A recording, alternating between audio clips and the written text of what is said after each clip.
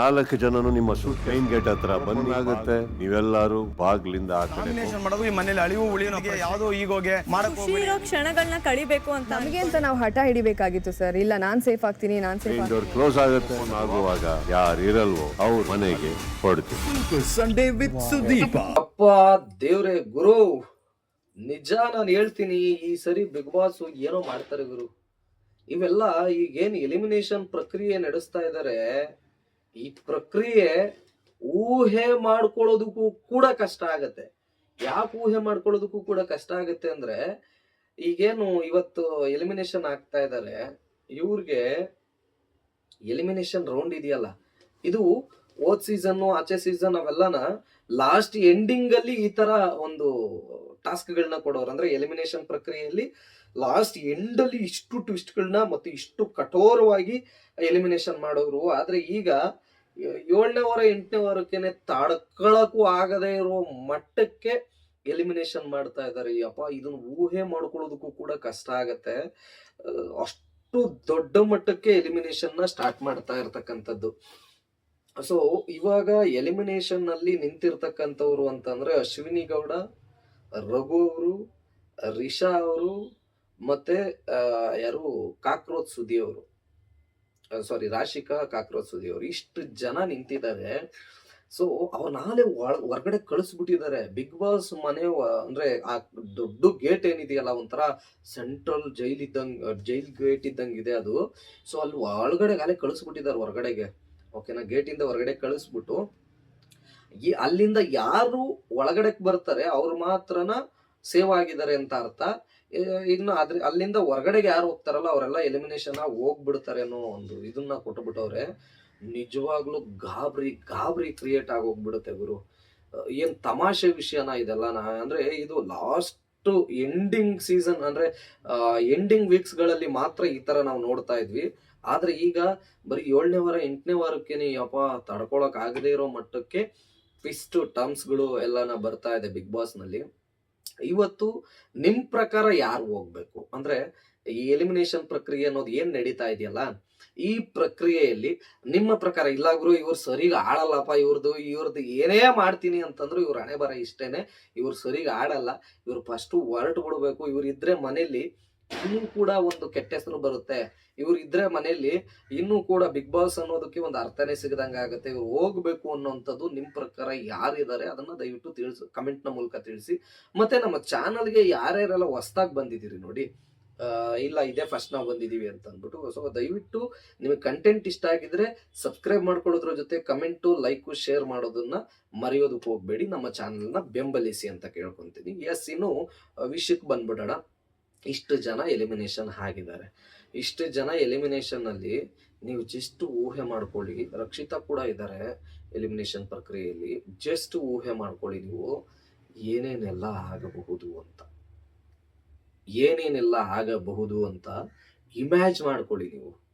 ಅಂದ್ರೆ ಈ ಸರಿ ಕಿಚ್ಚ ಸುದೀಪ್ ಅವರು ಕರೆದ್ಬಿಟ್ಟು ಮಾತು ಆಡಲ್ಲ, ಅವ್ರು ವಿಟಿನೂ ತೋರ್ಸಲ್ಲ ಅನ್ನೋದು ಒಂದು ವಿಪರ್ಯಾಸ.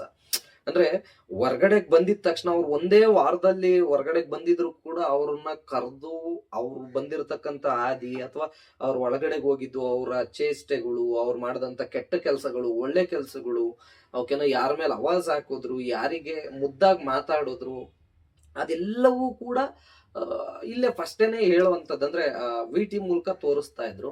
ಸೊ ಅವ್ರಿಗೊಂದು ಸಾರ್ಥಕತೆ ಅನ್ನೋ ಮನೋಭಾವನೆ ಬರೋದು. ಅಂದ್ರೆ ಬಿಡಪ್ಪ ನಾವು ಹೋಗಿದ್ದಕ್ಕೆ ನೋಡು ಒಂದು ಒಳ್ಳೆ ಆಟ ಆಡಿದೀನಿ, ಎಲ್ರು ನಗ್ಸಿದೀನಿ, ಎಲ್ರಿಗೂ ಊಟ ಮಾಡ್ಕೊಂಡು ಕೊಟ್ಟಿದ್ದೀನಿ, ಅಥವಾ ಎಲ್ರು ತಟ್ಟೆ ತೊಳೆದಿದ್ದೀನಿ ಅಂತನೋ, ಅಥವಾ ಒಳ್ಳೆ ಗೇಮ್ ಆಡಿದೀನಿ, ವೆಲ್ ಅಂಡ್ ಗುಡ್ ಆಗಿ ಆಟ ಆಡಿದೀನಿ, ಫೇರ್ ಆಗಿ ಎಲ್ರು ಟ್ರೀಟ್ ಮಾಡಿದೀನಿ. ಸೊ ಈ ತರ ಏನೋ ಒಂದು ಫೀಲ್ ಬಂದಿರೋದು. ಜಗಳ ಆಡೋ ಸಮಯದಲ್ಲಿ ಜಗಳ ಆಡಿದೀನಿ, ಮೌನವಾಗಿರುವಂತ ಸಮಯದಲ್ಲಿ ಮೌನವಾಗಿದ್ದೀನಿ, ಎಲ್ಲರ ಜೊತೆನೂ ಮಿಂಗಲ್ ಆಗಿದ್ದೆ ಅನ್ನೋ ಒಂದು ಮನಸ್ಥಿತಿ ಬರೋದು. ಆದ್ರೆ ಇವತ್ತು ಏನ್ ಎಲಿಮಿನೇಷನ್ ಆಗ್ತಾ ಇದೆ, ಕಿಚ್ಚನ ವೇದಿಕೆಗೆ ಕರಿತಾ ಇಲ್ವಲ್ಲ ಇವತ್ತು ಅನ್ನೋದು. ಅಂದ್ರೆ ವೇದಿಕೆನೇ ಸಿಗ್ತಾ ಇಲ್ಲ ಅವ್ರಿಗೆ, ಅವ್ರು ಹಂಗಿಂದ ಹಂಗೆ ಹೊರಟು ಬಿಡ್ಬೇಕು. ಮತ್ತೇನೆ ಕಿಚ್ಚ ಸುದೀಪ್ ಅವ್ರು ಕರೆದು, ಓಕೆ ನಿಮ್ಮ ವಿಟಿ ನೋಡಿ, ಜರ್ನಿ ವಿಟಿನ ನೀವು ಹಿಂಗಾಡಿದ್ರಿ, ಓಕೆ ತಗೊಳ್ಳಿ ನಿಮ್ಗೆ ಚೆಕ್ ಕೊಡ್ತೀವಿ, ಇನ್ನೊಂದು ಮತ್ತೊಂದು ಏನೂ ಇಲ್ಲ. ಈಗ ಹೋದ್ ವೀಕು ಚಂದ್ರಪ್ರಭಾ ಎಲಿಮಿನೇಷನ್ ಆದ್ರು. ಸೊ ಎಲಿಮಿನೇಷನ್ ಆದ್ಮೇಲೆ ಚಂದ್ರಪ್ರಭಾ ಅವ್ರನ್ನ ಕರೆಸಿ ಓಕೆ ಚಂದ್ರಪ್ರಭಾ ಅವರೇ ತಗೊಳ್ಳಿ, ನಿಮ್ಗೆ ಇದು 1,00,000 ರೂಪಾಯಿ ಪ್ಲಸ್ 50,000 ರೂಪಾಯಿ ಅಂತ 1,50,000 ರೂಪಾಯಿ ಚೆಕ್ ಕೊಟ್ರು. ಸೊ 1,50,000 ರೂಪಾಯಿ ಚೆಕ್ ಕೊಟ್ಟು, ಸರಿ ಚಂದ್ರಪ್ರಭಾ ಅವರೇ ಇನ್ನ ನಿಮ್ಮಿಂದ ಬಿಗ್ ಬಾಸ್ ಒಳ್ಳೇದಾಗಿದೆ, ಬಿಗ್ ಬಾಸ್ ಇಂದ ನಿಮ್ಗೆ ಒಳ್ಳೇದಾಗಿದೆ ಅಂತ ಭಾವಿಸ್ತಾ ಒಳ್ಳೇದಾಗ್ಲಿ ಅಂತ ಹೇಳ್ಬಿಟ್ಟು ಸುದೀಪ್ ಅಣ್ಣನೇನೆ ಹಗ್ ಮಾಡಿ ಕಳಿಸ್ಕೊಂಡ್ಬಿಟ್ರು. ಆದ್ರೆ ಈ ಸರಿ ಯಾರನ್ನು ಹಗ್ ಮಾಡುವಂತದ್ದು ಇಲ್ಲ, ಅಂದ್ರೆ ಹಗ್ ಮಾಡದೇ ಇರುವಂತದ್ದು ಇಲ್ಲ. ಹಂಗಿಂದ ಹಂಗೆ ಔಟ್ ಆಗ್ತಾ ಇರಿ, ನೀವು ಹೊರಗಡೆ ಹೋಗ್ತಾ ಇರಿ, ನಿಮ್ಗೆ ಉಳಿಯುವಂತ ಯೋಗ್ಯತೆಗಳಿಲ್ಲ ಅಂತನೋ ಅಥವಾ ಇನ್ನೊಂದು ಮತ್ತೊಂದು ಏನು ಕತೆ ಗೊತ್ತಿಲ್ಲ, ಆದ್ರೆ ಹೊರಗಡೆ ಕಳ್ಸಿರೋದಂತೂ ನಿಜ.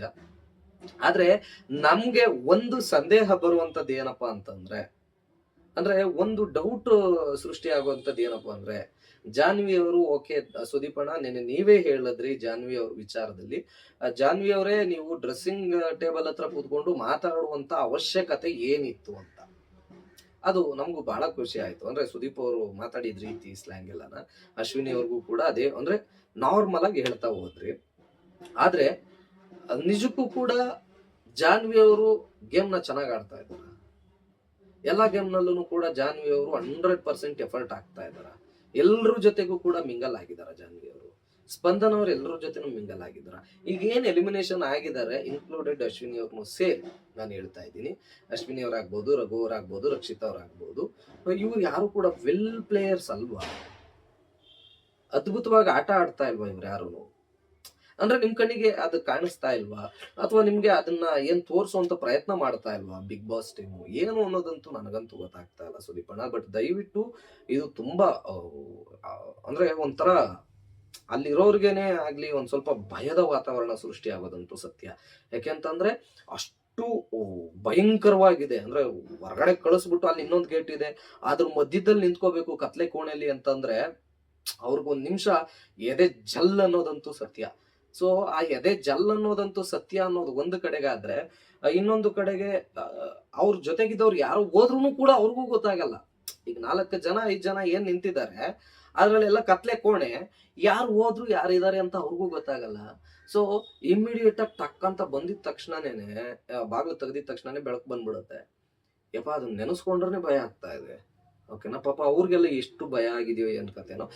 ನೀವ್ ಏನೇ ಎಲಿಮಿನೇಷನ್ ಯಾವ ತರದಲ್ಲೇ ಮಾಡಿದ್ರು ಕೂಡ ದಯವಿಟ್ಟು ಹಿಂಗೆ ನಿಮ್ಮ ಸ್ಟೇಜ್ ಕರಿದೇನೆ ಯಾರನ್ನೂ ಕಳ್ಸೋಕ್ ಹೋಗ್ಬೇಡಿ ಸುದೀಪ್ ಅಣ್ಣ. ಯಾಕೆ ಅಂತಂದ್ರೆ ತುಂಬಾ ಅವರು ಒಂದು ಕನ್ಸ್ ಕಟ್ಕೊಂಡಿರ್ತಾರೆ ಸುದೀಪ್ ಅವರು. ಮತ್ತೆ ನಮ್ಗೆ ಕರೆದು ನಮ್ಗೆ ವಿಟಿ ತೋರಿಸ್ತಾರೆ, ನಮ್ ಜರ್ನಿ ಬಗ್ಗೆ ಎಕ್ಸ್ಪ್ಲನೇಷನ್ಸ್ ಕೊಡ್ತಾರೆ, ನಮ್ಮನ್ನ ಏನಾಯ್ತು, ಯಾಕೆ ಆಟ ಡಲ್ ಮಾಡಿದ್ರಿ, ಅಥವಾ ಯಾಕೆ ಎಲಿಮಿನೇಷನ್ ಆಯ್ತು, ಎಲ್ರು ಮನೆಯವರೆಲ್ಲ ಯಾಕೆ ನಿಮ್ಮನ್ನ ಇದನ್ ಮಾಡಿದ್ರು ಅದನ್ನ ಮಾಡಿದ್ರು ಅಂತ ಕೇಳ್ತಾರೆ ಅನ್ನೋ ಒಂದು ಖುಷಿಲಿ ಇರ್ತಾರೆ, ಎಕ್ಸೈಟ್ಮೆಂಟ್ ಅಲ್ಲಿ ಇರ್ತಾರೆ. ಆ ಎಕ್ಸೈಟ್ಮೆಂಟು ನಿಮ್ಮಿಂದ ಸುದೀಪ್ ಅವರು ಕರೀತಾರೆ ಅನ್ನೋದೇ ಒಂದು ಎಕ್ಸೈಟ್ಮೆಂಟ್ ಆಯ್ತಾ. ಎಲಿಮಿನೇಷನ್ ಆದ್ರೂ ಕೂಡ ಅಲ್ಲಿ ಎಲಿಮಿನೇಷನ್ ಆಗಿದೀವಿ ಅನ್ನೋ ಬೇಜಾರಿನ ಸಂಗತಿ ಒಂದು ಕಡೆಗಿದ್ರೆ, ಹೊರಗಡೆಗೆ ಬಂದಾದ್ಮೇಲೆ ಸುದೀಪ್ ಅವ್ರ ಜೊತೆಗೆ ನಿಂತ್ಕೊಂಡಿದೀವಲ್ಲ ಅನ್ನೋ ಖುಷಿ ಒಂದು ಕಡೆಗೆ, ಸುದೀಪ್ ಅವ್ರು ನಮ್ಮ ಹೆಸರು ಹಿಡಿದು ಮಾತಾಡಿಸ್ತಾ ಇದಾರೆ ಅನ್ನೋದು ಇನ್ನೊಂದು ಕಡೆಗೆ, ಸುದೀಪ್ ಅವರು ನಮ್ಮ ಬಗ್ಗೆ ಅಂದ್ರೆ ಎಕ್ಸ್ಪ್ಲನೇಷನ್ಸ್ ಕೊಡ್ತಾ ಇದಾರೆ ಅನ್ನೋದು ಒಂದು ಕಡೆಗೆ, ಮತ್ತೆ ಸುದೀಪ್ ಅವರು ಒಂದು ಪರಸ್ಪರವಾಗಿ ಅಕ್ಕಪಕ್ಕ ನಿಂತ್ಕೊಂಡು ಮಾತಾಡ್ತಾ ಇದ್ದೀವಿ ಅನ್ನೋದು ಒಂದು ಕಡೆ, ಇದೆಲ್ಲ ಇರುತ್ತೆ. ಸೊ ಹಾಗಾಗಿ ದಯವಿಟ್ಟು ನೀವು ಈ ತರ ಎಲಿಮಿನೇಷನ್ ಮಾಡಬೇಡಿ. ಇದೇ ಲಾಸ್ಟ್ ಎಂಡ್ ಆಗ್ಲಿ. ಅದ್ ಲಾಸ್ಟ್ ಎಂಡ್ ವೀಕ್ ಅಲ್ಲಿ ಅಂದ್ರೆ ಏನು ಡ್ರೋನ್ ಪ್ರತಾಪು, ಆಗ ಸಂಗೀತ, ಡ್ರೋನ್ ಪ್ರತಾಪು, ಕಾರ್ತಿಕ್, ವಿನಯ್, ಅದೊಂದು ಭಯಂಕರವಾಗಿತ್ತು. ಸುತ್ತ ತಿರುಗೋದು, ಯಾರು ಹೊರಗಡೆಗೆ ಹೋಗ್ತಾರೆ ಅನ್ನೋದು ಗೊತ್ತಾಗಲ್ಲ ಯಾರಿಗೂ, 4 ಜನಕ್ಕೂ. ಅದ್ರಲ್ಲಿ ಯಾರೋ ಒಬ್ಬೊಬ್ರು ಹೋಗ್ತಾ ಇರ್ತಾರೆ, ಇನ್ ಫಸ್ಟ್ ಸೆಕೆಂಡ್ ಥರ್ಡ್ ಹಿಂಗಿರುತ್ತೆ ಅಂತ ಅಂದ್ಬಿಟ್ಟು. ಆದ್ರೆ ಇಲ್ಲಿ ನಡೀತಾ ಇರುವಂತದ್ದು ಆಶ್ಚರ್ಯಕರ, ಭಯ ಆಗುತ್ತೆ. ಸೊ ಇದನ್ನ ನೆಕ್ಸ್ಟ್ ಸರಿ ಇದು ಆಗ್ಬಾರ್ದು ರಿಪೀಟ್ ಅನ್ನೋದು ನಮ್ಮ ಒಂದು ಆಶಯ. ದಯವಿಟ್ಟು ಎಸ್, ಇದಾಗಿತ್ತು ಈಗಿನ ಪ್ರೋಮೋದ ಅಪ್ಡೇಟು. ನೆಕ್ಸ್ಟ್ ಪ್ರೋಮೋದ ಅಪ್ಡೇಟ್ನ ನೆಕ್ಸ್ಟ್ ತಿಳಿಸ್ಕೊಂಡು ಕೊಡ್ತೇವೆ. ಅಲ್ಲಿವರೆಗೂ ನೋಡ್ತಾ ಇರಿ ನಮ್ಮ ಚಾನಲ್. ನಮಸ್ಕಾರ.